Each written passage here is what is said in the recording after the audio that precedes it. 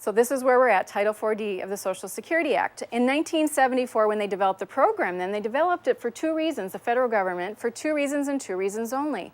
One, to protect those single mothers with kids on welfare and those at risk of falling on welfare if they don't get their child support. And the purpose of protecting those with child support services who are on welfare is cost recovery. If the mom and their child were getting $500 a month from the government wanted to go after those dads to get that $500 to reimburse the public fisc. Then they also, so that's cost recovery. Then the second limited class of citizens for Title 4D was the non-welfare group, which was those at risk of falling on welfare if they don't get their public assistance, which is cost avoidance.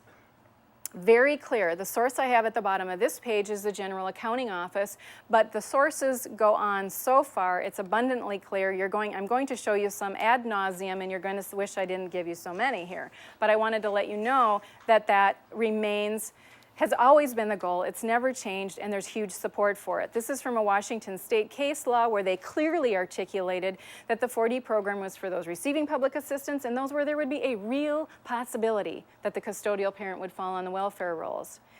The Supreme Court of South Carolina also came with another case and said the same thing. For 4D services, the applicant must be eligible for 4D or for AFDC, if not likely to need public welfare if the support is not made. Just more evidence of what I'm saying is true. So I've given you three sources here about the intent and purpose of the Title 4D. And we have, as I said, many other sources. If those aren't good enough and you want more, let me know. We'll give them to you. So if those are the limitations of the program, cost recovery and cost avoidance, that is legitimate use of the program. We're totally in favor of that. We don't want to do anything to change that purpose. We believe that that's valid. There's a compelling state interest, there's a protectable interest, there's a pecuniary interest that affects your pocketbook and my pocketbook, whether it's the state pocketbook on the left or the federal pocketbook on the right.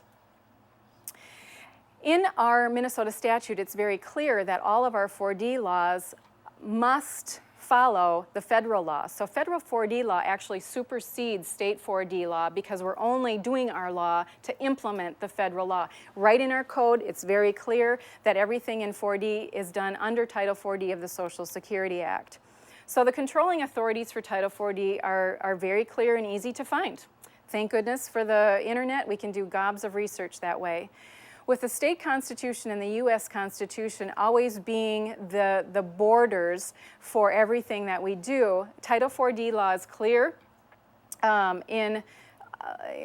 with the actual law itself. And in 42 U.S.C., the Chapter 42 of the U.S. Code is where you find all of the 4D law.